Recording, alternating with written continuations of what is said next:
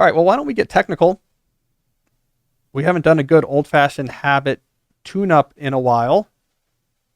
For those who don't remember, the habit tune-up segment is one where I take a piece of advice that I have given before and we just get into the weeds a little bit. So let's get into the weeds, get a little bit technical about some specific productivity advice. I have an email-related habit to talk about in today's segment. It's an idea that I first introduced in my book, Deep Work, where I gave it the incredibly compelling and sexy name of process-centric email. So what is process-centric email? Let me step back first. My preamble to getting to the tactic here is pushing for a little bit more clarity on the question of what is it about email that we dislike. This is something I think a lot of people get wrong. I get a lot of messages from people that say, yeah, I love this idea of like digital minimalism because I hate how when I go into my email inbox, there's all of these newsletters. And I'm going to simplify and unsubscribe from a lot of newsletters. All right, that's fine if you want to do it.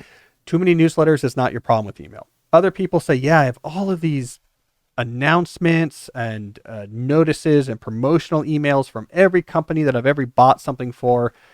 My employer sends out 17, announcements a day, new parking things, new programs. There's all these announcement emails. They clutter up my inbox. Yeah, it's annoying. It's not the problem with email. Some people say, yeah, everyone is always shooting me these questions. Hey, what time is that meeting tomorrow? What about this? And that's annoying. Like, can't we just talk next time we see each other? But short questions that can be answered, 2:00. The client's name is this. Here's the link. That's also not the problem with email. If all of email was a combination of newsletters, announcements and promotions, and short questions that could be answered, we would have no problem with our inboxes. It really doesn't stress us out that much to see too many newsletters. You can just archive them.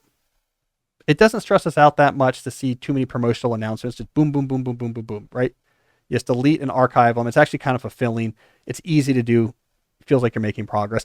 We don't get stressed out by questions we can answer immediately with a short response.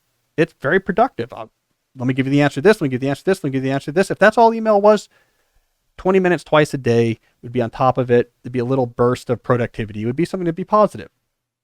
The real productivity poison that's frothing around in that email inbox is messages that initiate back and forth interaction.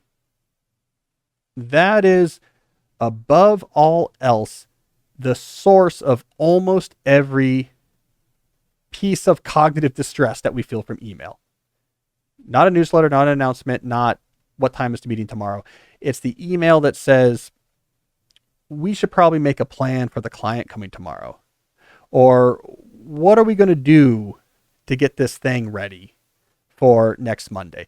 The message that is going to begin back and forth.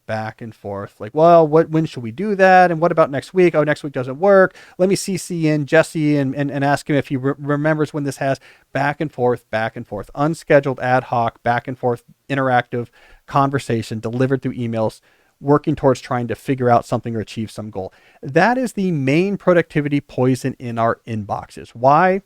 It brings with it two demands. One, that's more than anything else what keeps you coming back to your inbox again and again and again, because you have to service these back and forth conversations. If 5 messages have to get back and forth before we can get a resolution, and we need that resolution by the end of the day, I can't wait 3 hours for message number 2 because we have to fit in all 5 messages. So back and forth conversations require much more frequent inbox checking, because I got to see when the latest message comes in so I can bounce it back. And you got to see when that comes in so you can bounce it back to me. And I have to see that pretty soon after and bounce it back. We check our inboxes all the time, not because we know there's new newsletters in there, not because there's promotions from Levi's we want to see. It's because we have back and forth conversations we have to service. The second reason why these are productivity poison is that these are the conversations that bring with it the dreaded ambiguity. I don't know how to answer this. It's where you get the, can you figure out how to, fix this issue we have with the budget? And you're like, I don't know how to do that.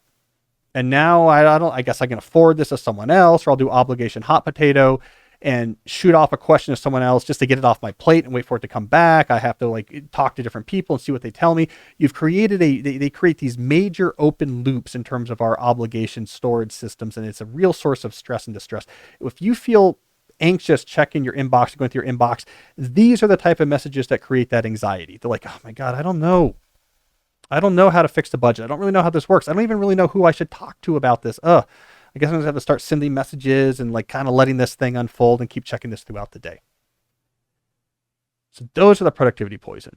So if you want to make your experience with your inbox better, it is these back and forth interactive, ambiguous conversations that you have to tame.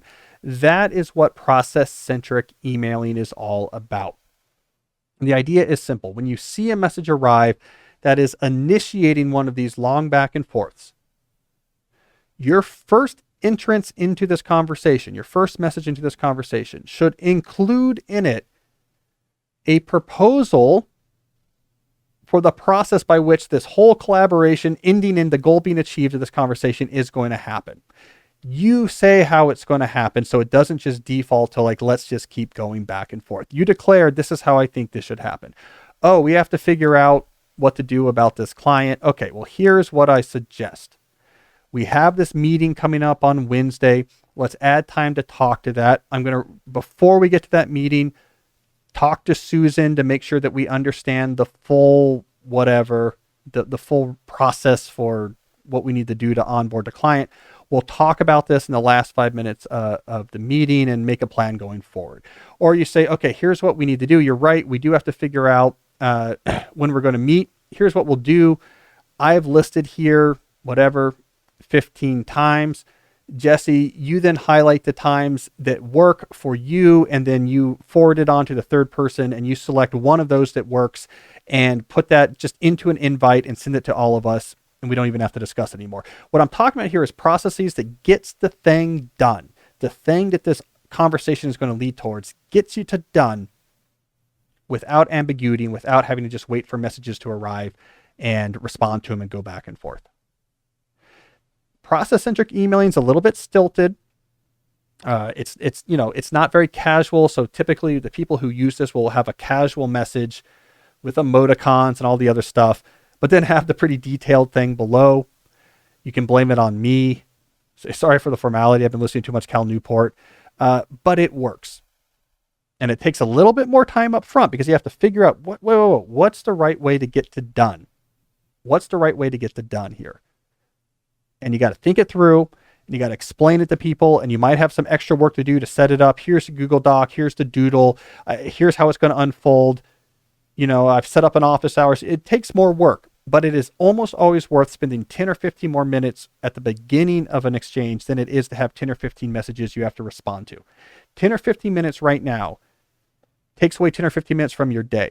But 10 to 15 messages, each of which is requiring 5 inbox checks while you wait for it, that's going to be 50 to 75 inbox checks over the next few days, which is way more damaging than you adding 10 minutes right now to what you're doing.